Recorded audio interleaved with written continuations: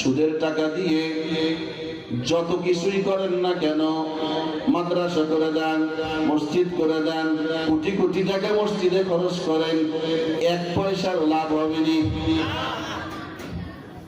যে গাছের গোড়া নাই, ওই গাছের মধ্যে যদি হাজারো বালতি পানি ঢালা হয়, এই গাছ বাঁচবে?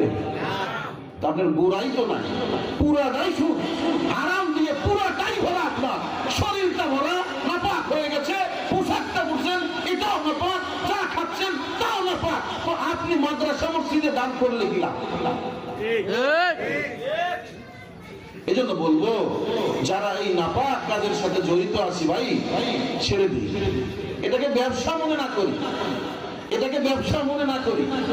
অনেকে বলে থাকে, হুজুর আপনারা তো ব্যবসা করেন, ব্যবসা হালাল বলতেছেন, আল্লাহ কোরআনে পাকের মধ্যে বলছেন আহাল্লাল্লাহুল বাইআ ওয়া হারামার রিবা। সুদকে হারাম করছেন, ব্যবসাকে হালাল করছেন। আপনি পণ্য আনতেছেন, বিক্রি করতেছেন, এর বিনিময়ে মুনাফা অর্জন হইতেছে, লাভ নিতেছেন। তো আপনি ওখানে লাভ নিলে হালাল হয়, আর আমি টাকা দিয়ে আমিও তো লাভ নিতেছি, আমারটা হারাম হয় কেন? আমি উত্তর দিয়ে থাকি, এখানে কোনো আমার যৌক্তিক কোনো উত্তর নাই। আল্লাহ হারাম বলছেন, এই জন্য হারাম। কথা বলেন, কথা বলেন। আল্লাহ হারাম বলছে এই জন্য হারাম।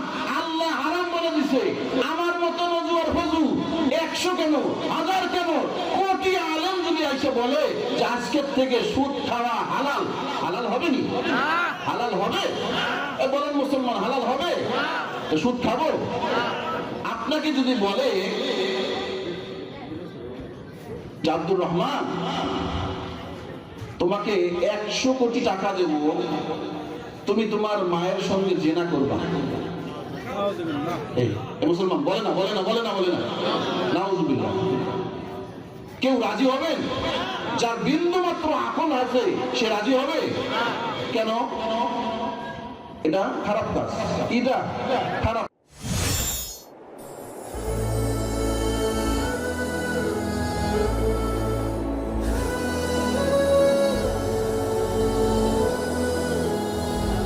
السلام عليكم ورحمة الله وبركاته.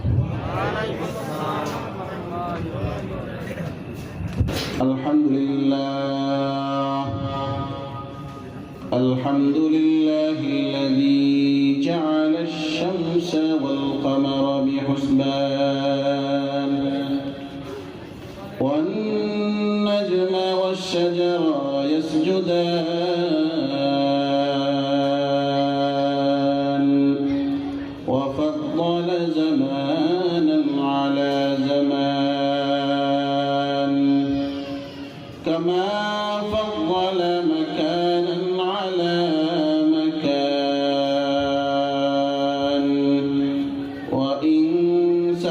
وإنسانا على إنسان ونشهد أن لا إله إلا الله وحده لا شريك له ونشهد أن سيدنا وسندنا وحبيبنا وحبيب ربنا وطبيبنا وطبيب قلوبنا ومولانا محمد أرسله الله تعالى بالحق بشيرا ونذيرا وداعيا إلى الله بإذنه وسراجا وقمرا منيرا. أما بعد فقد قال الله تبارك وتعالى في كلامه المبين: أعوذ بالله من الشيطان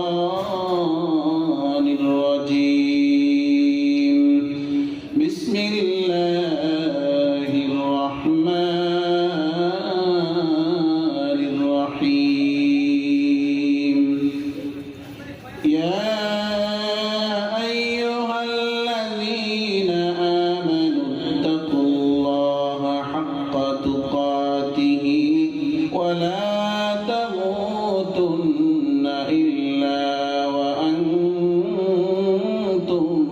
مسلمون. بارك الله لنا ولكم في القرآن العظيم ونفعنا وإياكم بالآيات والذكر الحكيم. سبحانك لا علم لنا إلا ما علمتنا إنك أنت العليم الحكيم. برشد اللهم صل على محمد وعلى آل محمد كما صليت على إبراهيم وعلى آل إبراهيم إنك حميد مجيد. اللهم بارك على محمد وعلى آل محمد كما باركت على إبراهيم وعلى آل إبراهيم إنك حميد مجيد. আল্লাহ রাব্বুল আলামিন অশেষ মেহেরবানি যে আল্লাহ রাব্বুল আলামিন আপনাকে আমাকে জান্নাতি এই পরিবেশে আসার বসার তৌফিক দিয়েছেন। সে মহান স্রষ্টার আলিশান দরবারে অন্তরস্থল থেকে কালিমাতুশ শুকর আদায় করি, সকল দিল থেকে বলি আলহামদুলিল্লাহ। দারুল ইসলাম ইন্টারন্যাশনাল মাদ্রাসার উদ্যোগে আজকের ওয়াজ মাহফিলের সম্মানিত সভাপতি, প্রধান অতিথি, প্রধান বক্তা, বিশেষ বক্তা, আমন্ত্রিত উলামা ইকরাম, সামনে উপবিষ্ট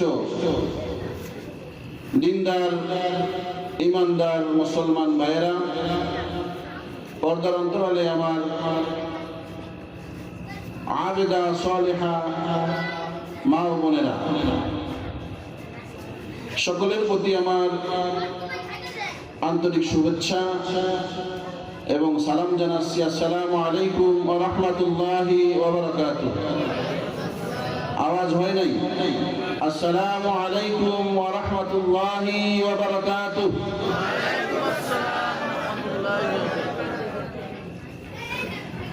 আমরা তো সকলেই মুসলমান, তাই না? আমরা সকলেই মুসলমান না? আল্লাহ রাব্বুল আলামিন আপনাকে মুসলমান বানাইছেন, এজন্য খুশি না বেজার? খুশি না বেজার? অল্প না বেশি? আল্লাহ রাব্বুল আলামিন, ভাইরা আমার, আপনারা জানেন সময় একবারে সংকীর্ণ, খুব অল্প সময়, এজন্য কোনো ভূমিকা ছাড়াই আমরা মূল আলোচনায় যাব ইনশাআল্লাহ। আল্লাহ রাব্বুল আলামিন এই কথাটাই কোরআনের পাকের মধ্যে বলতেছেন, ইয়া আইয়ুহাল্লাযীনা আমানু, হে ঈমানদাররা, ইত্তাকুল্লাহ, আল্লাহকে ভয় করো, হাক্কা তুকাতিহি, আল্লাহকে যেমন ভয় করা দরকার তেমন ভয় করো। আপনার মন মতো ভয় করার দরকার, আপনি যেভাবে ইচ্ছা ওইভাবে ভয় করলে হবে না। আল্লাহ যেমনে বলছে এমনি ভয় করতে হবে। কথা বলেন ঠিক কিনা?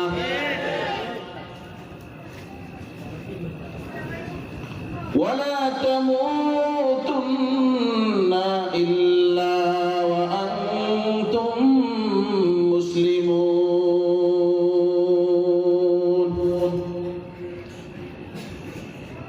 এ গোলাম, দুনিয়ায় তোরে পাঠাইছি শুধু খেল তামাশা ঘোরাঘুরি কইরা সময় নষ্ট কইরা আসিস না। এ গোলাম, আমি তোরে মুসলমান বানাই দিছি, মুসলমানের ঘরে তোর জন্ম দিয়েছি। শুধু এতটুকু হলেই তুই খাঁটি মুসলমান হতে পারবি না। মুসলমানের কিছু গুণ আছে, এই গুণগুলো অর্জন করতে হবে। এই গুণগুলো যদি তুমি অর্জন করতে পারো তাহলেই তোমাকে মুসলমান বলা হবে, না হলে তুমি খাঁটি মুসলমান হতে পারবা না। ও গোলাম, আমার হাবিবকে আমি দুনিয়ায় পাঠাইছি। হাবিব আমার দিক নির্দেশনা দিয়েছেন। মুসলমান কারা, মুসলমানের গুণ কি, আমার হাবিব বলে দিয়েছেন। সরওয়ার কায়নাত রহমতের নবী বলেন, আল মুসলিমু মান সালিমাল মুসলিমুন মিন লিসানিহি ওয়া ইয়াদিহি। মুসলমান ওই ব্যক্তি, প্রকৃত মুসলমান ওই ব্যক্তি যার হাত এবং জবান থেকে অন্য মুসলমান নিরাপদ থাকে। হাত থেকে নিরাপদ থাকে, হাত দ্বারা কারো অন্যায় করে না। জবান থেকে নিরাপদ থাকে, মানে জবান দ্বারা কাউকে অন্যায় বলে না, কাউকে গালি দেয় না, কাউকে কটু কথা বলে না। আমাদের হাত থেকে আমাদের অন্য ভাই কি নিরাপদ নাকি? আমাদের জবান থেকে নিরাপদ নাকি? আমরা কি মুসলমান হতে চাই না? তো আমাদের এই গুণ অর্জন করতে হবে। আল্লাহর গোলাম, আপনি কোন নবীর উম্মত? আপনার নবী কোন মুসলমানি শিক্ষা দিয়ে গেলেন? আপনি কোন মুসলমান হলেন? একটু চিন্তা করো রে গোলাম। রাতে যখন বিছানায় যাও, বালিশের সঙ্গে মাথাটা লাগাইয়া একটু নিজে নিজে চিন্তা করো। কোন হুজুরের ওয়াজের দরকার নাই, কোন আলেমের ওয়াজের প্রয়োজন হবে না। তুমি নিজেই তোমার ওয়াজ হয়ে যাওয়া। কথা বলেন ঠিক কিনা? কোন ওয়াজের প্রয়োজন আছে নাকি? আল্লাহর গোলাম, রাসূল আমার মুসলমানি শিক্ষা দিয়ে গেলেন কোন ধরনের মুসলমান হতে হবে। আর আমি কোন ধরনের মুসলমান? আমি তো নামের মুসলমান। মানুষের মাথায় লাঠি দিয়ে আঘাত করার পরেও আমি মুসলমান, মানুষকে গালি দেওয়ার পরেও আমি মুসলমান, গুলি করে হত্যা করার পরেও আমি মুসলমান। কথা বলেন ঠিক কিনা? এই মুসলমানের দরকার আল্লাহর নাই।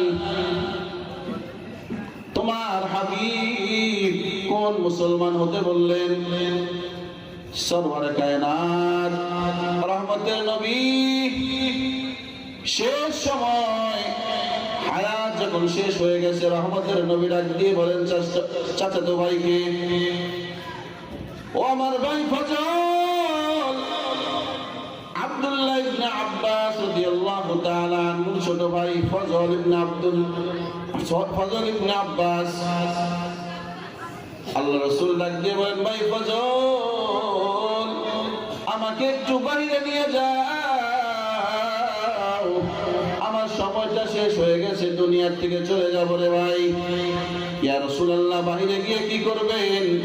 বাইরে একটু বসার ব্যবস্থা করো, মদিনাবাসী সবাইকে ডাকো, আমার চলে যাওয়ার সময় হয়ে গেছে, দুনিয়ার আমার বেশি হায়াত নাই, কবর জগতে চলে যাব। সব মদিনাবাসীকে ডাকা হলো, রাসূল আকরাম সাল্লাল্লাহু আলাইহি ওয়াসাল্লামকে বাইর করা হলো। রাসূল ডাক দিয়ে বলেন, ও মদিনার লোকেরা, তোমাদের সঙ্গে কতদিন বসবাস করেছি। এ মুসলমান, একটু দিল দিয়ে শোনো কথাগুলো, আমলের নিয়তে শুনি। আমার আপনার নবী কি শিক্ষা দিয়ে গেলেন, এই কথাগুলো একটু বোঝার চেষ্টা করি। এ মদিনাবাসী, কাউকে আমি কথার দ্বারা কোনো কষ্ট দিয়েছি নাকি? কাউকে আমি হাত দ্বারা কোনো কষ্ট দিয়েছি নাকি? যদি কাউকে কোনো আঘাত দিয়ে থাকি, আমার তো চলে যাওয়ার সময় হয়ে গেছে, তোমরা আমাকে মাফ কইরা দাও, আমি কবরে যাব। আল্লাহু আকবার বলেন না? কোন নবীর উম্মত? যে নবী মৃত্যু মৃত্যুর আগে মানুষের কাছে, উম্মতের কাছে ক্ষমা চায়, এই নবীকে সন্ত্রাস বলে গালি দেয়, তুমি মুসলমান বসে থাকো, তোমার রক্তে আগুন লাগে না।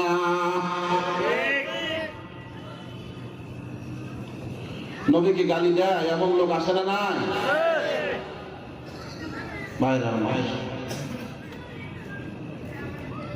আমাদের এই মুসলমানের দেশে যদি কোনো কুলাঙ্গার, যদি কোনো নাস্তিক মুরতাদ আমার আপনার নবীকে নিয়ে, নবীর ইজ্জত নিয়ে টানাটানি করে নবীকে গালি দেয়, আর উলামায়ে কেরাম বলে যে এই কুলাঙ্গারের জিহ্বা টেনে ছিঁড়ে দিতে হবে, কারা কারা বাইরে হতে রাজি আছেন? হাত উঠে আল্লাহকে দেখা। মুসলমানের আওয়াজ কমে গেছে, তাকবীরের আওয়াজ নাই, শয়তান ভয় পায় না। তাকবীরের আওয়াজ থাকলে শয়তান বাতাস দিক করতে করতে দৌড় দেয়। কথা বলেন ঠিক কিনা? রক্ত জমে গেছে নাকি? রক্ত ঠান্ডা হয়ে গেছে? নারে তাকবীর, তাকবীর, এমন একটা আওয়াজ দেন যারা দোকানে বসে আছে তারা যেন মনে করে এখানে কিছু একটা হচ্ছে। আমার আপনার নবী শিক্ষা দিলেন, মৃত্যুর আগ দিয়ে রহমতের নবী আমার উম্মতের কাছে ক্ষমা চায়। কেউ কি আমার কোনো কথায় কষ্ট পাইছো নাকি মাফ করে দাও, কেউ আমার হাতের দ্বারা আঘাত পাইছো নাকি মাফ করে দাও। কেন রাসূল আমার হাদিস বলেছেন, প্রকৃত মুসলমান হলো ওই ব্যক্তি যার হাত থেকে এবং জবান থেকে অন্য মুসলমান নিরাপদ থাকে। আজকে মুসলমান আমার হাত থেকে আমার নিজের বাবা নিরাপদ নয়, আমার ভাই নিরাপদ নয়, আমার প্রতিবেশী নিরাপদ নয়, আমার অধীনস্থরা নিরাপদ নয়, আমার বাড়ির ভাড়াটিয়ারা আমার কাছে নিরাপদ নয়। কথা বলেন ঠিক কিনা? কোন ধরনের মুসলমান আমি? কোন মুসলমান হইছেন রে ভাই? একটু চিন্তা করে দেখেন, কোন নবীর উম্মত আপনি, আর আপনার মুসলমানি কত দূর। রাসূল আমার ডাক দিয়ে বলেন, এ মদিনাবাসী, তোমরা কেউ কি আমার কাছে পাও নাকি? কোনো পাওনা আছে নাকি? কেউ কি কোনো কষ্ট পাইছো নাকি? মজার ব্যাপার হলো, আশ্চর্যের ঘটনা হলো, এক সাহাবী মাঝখান থেকে দাঁড়ায় গেছে, ইয়া রাসূলুল্লাহ, অমুক জিহাদের ময়দানে আমি আপনার সঙ্গে যুদ্ধ করতেছিলাম, আপনার হাতে লাঠি ছিল, আপনার লাঠির আঘাত আমার পিঠে লেগেছে। রাসূল, ও নবী, বড় কষ্ট লেগেছিল নবী, ওই কষ্টটা আমি বলতে পারি নাই। রাসূল আমার বলেন, ও সাহাবী, তাড়াতাড়ি এদিকে আসো, বদলা নিয়ে যাও, বদলা নিয়ে যাও, তাড়াতাড়ি বদলা নাও। বলে বদলা নিতে, বদলা তো অবশ্যই নেব।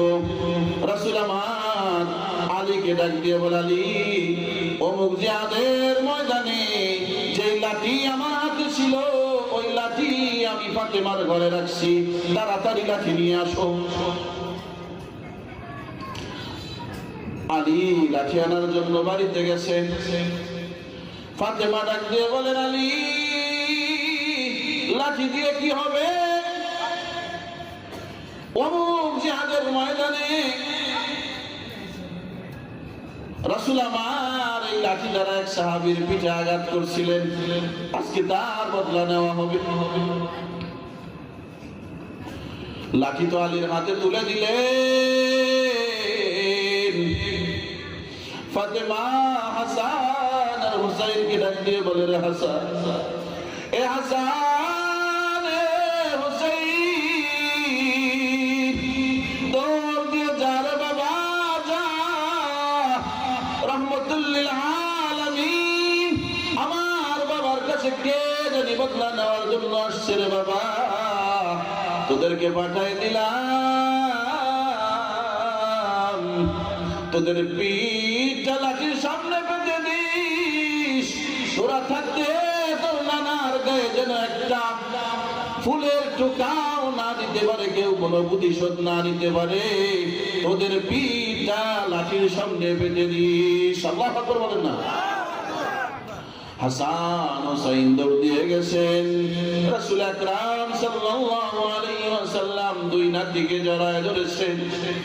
ও হাসান হোসাইন, সরে যাও, এখান থেকে সরে যাও, মুসলমানি শিক্ষা দিতে দাও, মুসলমানি শিক্ষা দিতে দাও।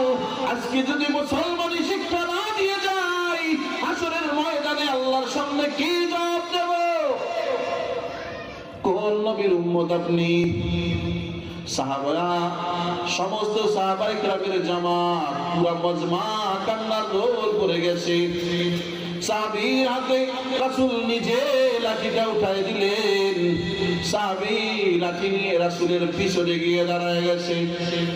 ইয়া রাসূলুল্লাহ, ও রহমতের নবী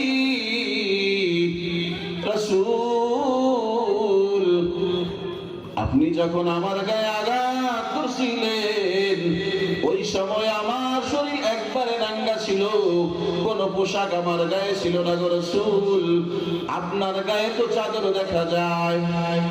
রাসূল বুঝতে পেরেছেন, টাচ করে চাদরটা সরাই দিয়েছেন।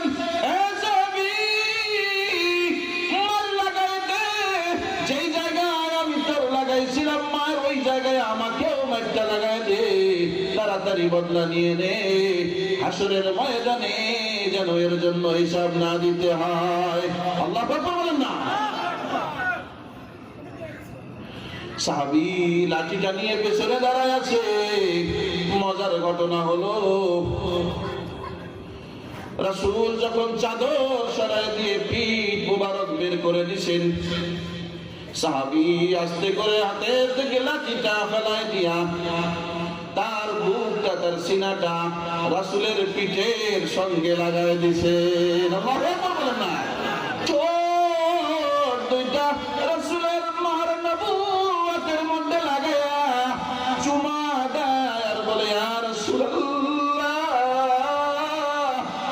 ইয়া হাবিবাল্লাহ, রাসূল গো, বড় ভালোবাসি আপনাকে, বড় মহব্বত করি। ইয়া রাসূলুল্লাহ, দুনিয়া থেকে বিদায় নিয়ে চলে যাবেন, আমি তো নতুন মুসলমান হয়েছি, আমল দিয়ে ভালোবাসাটা খাইতে পারতেছি না রাসূল। কিয়ামতের ময়দানে আল্লাহ যদি আমাকে গুনাহগার বলে ডাকলে, ওই সময় আল্লাহকে বলবো, আল্লাহ ইয়া রাব্বুল আলামিন, আমি গুনাহগার হতে পারি, কিন্তু আমাকে জাহান্নামে দিয়েন না। বলে কেন? জাহান্নামে দিবেন কেমনে? আমি আপনার রাসূলকে ভালোবাসি, আপনার রাসূলের রহমতের নবীর বরকতি শরীরের সঙ্গে আমার শরীরটাকে আমি ছোঁয়া দিয়েছি, আপনার হাবিবের মাহরে নবুয়তের মধ্যে আমার এই ঠোঁট দ্বারা আমি চুমা দিয়েছি। ও রব, ও আরশের মালিক, ও হাসর দিনের মালিক, জাহান্নামে আমাকে দিও না। আল্লাহ রাসূল গো, নতুন মুসলমান হয়েছে, আমল দিয়ে প্রকাশ করতে পারি না মহব্বত, মহব্বত কেমনে প্রকাশ করব? এই জন্য আজকে একটা হিলা আমি খুঁজতেছিলাম। ইয়া রাসূলুল্লাহ, এই হিলাটা কইরা আমি কিয়ামতের ময়দানে বাঁচার একটা রাস্তা বের করে দিলাম। আল্লাহু আকবার। আসেনি আমার আপনার এই মহব্বতের একটু মাত্র হিলাও আসে নাকি? আছে আপনার কোন মহব্বত? বলবেন যে হুজুর রাসূল তো নাই, মহব্বত করব কারে? রাসূলের নায়েবরা আছে না নাই? চিৎকার দিয়ে বলেন, উলামায়ে কেরাম আছে না নাই? উলামায়ে কেরাম আছে। রাসূলকে পারলেন না, সাহাবায়ে কেরামকে পারলেন না, আপনি একটু উলামায়ে কেরামকে মহব্বত করেন, না হলে আপনি আপনার যে হিলাও নাই, একটু কোনো ওসিলাও নাই, রাসূলের সামনে, হাউজে কাউসারের সামনে কেমনে গিয়া দাঁড়াবে? কেমনে দাঁড়াবে? রাসূল যদি বলে যে আমার জন্য কি করেছো, কি জবাব দেবে? এজন্য ভাইরা আমার, কিয়ামতের ময়দানে রাসূলের সামনে যখন দাঁড়াবো, এতটুকু তো বলতে পারবো, ইয়া রাসূলুল্লাহ, দুনিয়াতে আপনাকে পাই নাই, আপনার সাহাবায়ে কেরামকেও পাই নাই, কিন্তু রাসূল গো, ইয়া হাবিবাল্লাহ, আপনার মজলুম আলেমদেরকে দিল থেকে মহব্বত করছিলাম। রাজি আছেন তো ইনশাআল্লাহ? আলেমদেরকে মহব্বত করবেন তো ইনশাআল্লাহ? ওলামায়ে কেরাম যেখানে যখন ডাক দিবেন যাওয়ার জন্য রাজি আছি তো ইনশাআল্লাহ? ভাইরা আমার, খাঁটি মুসলমান হতে হবে। খাঁটি মুসলমান না হয়ে, আল্লাহ বলছেন যে খাঁটি মুসলমান না হয়ে আইসো না। খাঁটি মুসলমান না হইয়া আমার কবরে আইসো না। কবর বড় ভয়ঙ্কর জায়গা। সাহাবায়ে কেরামকেও ছাড় দেয় নাই, সাহাবায়ে কেরামকেও ছাড় দেয় নাই, আপনি আর আমি তো অনেক দূরের কথা। এই জন্য কবরের প্রস্তুতি নেই। আমার আগে এক ভাই বলতেছিলেন, একটা নয় দুইটা নয়, এ গোলাম 99টা সাপ নিযুক্ত করা হবে। যেই সাপ হাদিস শরীফের মধ্যে আসছে, যেই সাপের একটা সাপ যদি একবার দুনিয়ার জমিনে নিঃশ্বাস ফেলাইতো, কিয়ামত পর্যন্ত দুনিয়ার জমিনে কোনো উদ্ভিদ গজাইতো না। চিৎকার দিয়ে বলেন আল্লাহু আকবার। এ গোলাম, এমন একটা নয় দুইটা নয় তিনটা নয়, 99টা সাপ গুনাহগারের কবরের মধ্যে শাস্তি দেওয়ার জন্য আল্লাহ তাআলা দিয়ে দিবেন। এক পাশের মাটি আর এক পাশের মাটি চাপ দিবে। রাসূল হাত দিয়ে দেখাই দিয়েছেন, গুনাহগারের এক পাজরের হাড় আর এক পাজরের হাড়ের মধ্যে ঢুকে যাবে। গুনাহগার চিল্লাইতে থাকবে, বলে দুনিয়ার জমিনে এই সমস্ত আওয়াজগুলো মানুষ এবং জিন ছাড়া সমস্ত প্রাণীরা মৃত ব্যক্তির কবরের আওয়াজ শুনতে পায়। এই জন্য কবরের পাশে দেখবেন গরু ছাগল বাঁধা থাকলে যেই কবরে আযাব হয়, এখান থেকে ছুটে দৌড় দেয়। কুকুর কান্না করে, কুকুর ঘেউ ঘেউ করে, কবরের পাশে থাকে। ভাইরা আমার, কুকুর জানতে পারে কবরে আযাব হইতেছে, গরু ছাগল বুঝতে পারে কবরে আযাব হইতেছে, এজন্য গরু ছাগল কবরের স্থানে ঘাস খায় না। ভাই, কবরের সামান জোগাড় করতে হবে। কবরের সামান জোগাড় না করে যদি আমি আপনি কবরে যাই, তাহলে আমাকেও এই ধরনের শাস্তি দেওয়া হবে। আমি বারবার বলে থাকি, ভাই আপনার পাটা দেন, আমি পা ধরে বলি। যদি বলেন যে হুজুর পা ধরে বলেন, তাহলে আমরা কালকের থেকে নামাজ পড়ব। যদি পা ধরতে বলেন, আপনি পা দেন, আপনার পায়ে আমি হাত দিয়ে বলবো। যুবক, নিজের জীবনকে শেষ করে দিয়েছ, নিজের জীবনকে শেষ করে দিয়েছ। আর কতদিন, আর কতদিন? একটু নিজেকে নিয়ে চিন্তা করি না? একটু নিজেকে নিয়ে চিন্তা করি। এত চিল্লা চিল্লি, এত ওলামায়ে কেরামের ওয়াজ নসিহত কোথায় যায়? তাবলীগ ওয়ালাদের দাওয়াত, শর্মানাই ওয়ালাদের দাওয়াত, ওলামায়ে কেরামের চিল্লা চিল্লি কোথায় যায়? কিছুই বুঝি না। হুজুররা বলে সুদ খায়েন না, আমরা প্রতিযোগিতা করে লাগছি সুদ বেশি করে খাবো। কথা বলেন ঠিক কিনা? সুদের টাকা দিয়ে যত কিছুই করেন না কেন, মাদ্রাসা করে দেন, মসজিদ করে দেন, কোটি কোটি টাকা মসজিদে খরচ করেন, এক পয়সার লাভ হবে না। যে গাছের গোড়া নাই, ওই গাছের মধ্যে যদি হাজারো বালতি পানি ঢালা হয়, এই গাছ বাঁচবে? আপনার গোড়াই তো নাই, পুরাটাই সুদ। হারাম দিয়ে পুরাটাই ভরা, আপনার শরীরটা ভরা, নাপাক হয়ে গেছে। পোশাকটা বুঝছেন, এটাও নাপাক, চা খাচ্ছেন তাও নাপাক। তো আপনি মাদ্রাসা মসজিদে দান করলে কি লাভ? এজন্য বলবো, যারা এই নাপাক কাজের সাথে জড়িত আছি, ভাই ছেড়ে দিই। এটাকে ব্যবসা মনে না করি, এটাকে ব্যবসা মনে না করি। অনেকে বলে থাকে, হুজুর আপনারা তো ব্যবসা করেন, ব্যবসা হালাল বলতেছেন। আল্লাহ কোরআনে পাকের মধ্যে বলছেন, আহাল্লাল্লাহুল বাইআ ওয়া হারামার রিবা। সুদকে হারাম করছেন, ব্যবসাকে হালাল করছেন, আপনি পণ্য আনতেছেন, বিক্রি করতেছেন, এর বিনিময়ে মুনাফা অর্জন হইতেছে, লাভ নিতেছেন। তো আপনি ওখানে লাভ নিলে হালাল হয়, আর আমি টাকা দিয়ে আমিও তো লাভ নিতেছি, আমারটা হারাম হয় কেন? আমি উত্তর দিয়ে থাকি, এখানে কোনো আমার যৌক্তিক কোনো উত্তর নাই। আল্লাহ হারাম বলছেন, এই জন্য হারাম। কথা বলেন, কথা বলেন। আল্লাহ হারাম বলছে এই জন্য হারাম। আল্লাহ হারাম বলে দিছে, আমার মতো নজু আর ফজু 100 কেন, 1000 কেন, কোটি আলেম যদি এসে বলে যে আজকের থেকে সুদ খাওয়া হালাল, হালাল হবে নি? হালাল হবে? বলেন মুসলমান, হালাল হবে? তো সুদ খাবো? আপনাকে যদি বলে আব্দুর রহমান, তোমাকে 100 কোটি টাকা দেব, তুমি তোমার মায়ের সঙ্গে জিনা করবা, এই মুসলমান বলে না, বলে না, বলে না, বলে না, নাউজুবিল্লাহ। কেউ রাজি হবেন? যার বিন্দু মাত্র আকল আছে সে রাজি হবে? কেন?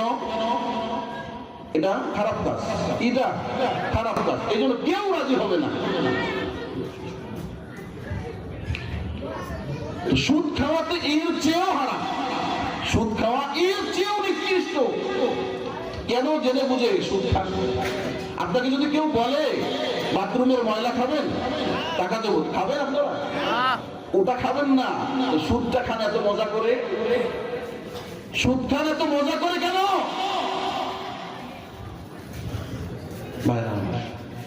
এই জন্য খাঁটি মুসলমান হয়ে মরতে চাই তো ইনশাল্লাহ। হ্যাঁ, খাঁটি মুসলমান হয়ে যদি আমরা মরতে চাই, জবান আর হাত কন্ট্রোল করতে হবে। আমার জবান থেকে যেন এমন কথা বের না হয় যার দ্বারা কোনো মুসলমান কষ্ট পায়। আমার হাত থেকে যেন এমন কোনো কাজ না হয় যার দ্বারা আমার প্রতিবেশী, আমার পড়শি, আমার আত্মীয় স্বজন, আমার ভাই, আমার বাবা, আমার অধীনস্থ, এমনকি এই এলাকার জন্য আমার ভাড়াটিয়ারা কষ্ট না পায়। রাজি আছেন ইনশাআল্লাহ? আরেকটা কথা হলো, আবেদন রেখে আমি যাচ্ছি, ওলামায়ে কেরামের সাথে থাকবো, ওলামায়ে কেরামের সাথে থাকবো, সেটা যে কোনো ব্যাপারেই হোক, ওলামায়ে কেরামের সাথে থাকবো তো ইনশাআল্লাহ। ওলামায়ে কেরাম যদি বলে আপনার কল্লা দিতে হবে, এই কল্লা দেওয়ার জন্য রাজি আছেন ইনশাআল্লাহ? হ্যাঁ, ওলামায়ে কেরাম এমনিতেই বলবে না, যেখানে সেখানে কল্লা দিতে বলবে না। তো ইসলাম প্রতিষ্ঠা করার জন্য, দ্বীন প্রতিষ্ঠা করার জন্য, কোরআনকে প্রতিষ্ঠা করার জন্য ওলামায়ে কেরাম যেখানে ডাক দিবেন সেখানেই আমরা যাওয়ার চেষ্টা করব। আল্লাহ রাব্বুল আলামিন সকলকে সঠিকটা বুঝবার, আমল করবার তৌফিক দান করেন। ওয়া আখিরু দাওয়ানা আলহামদুলিল্লাহি রাব্বিল আলামিন। আসসালামু আলাইকুম ওয়া রাহমাতুল্লাহি ওয়া বারাকাতুহু।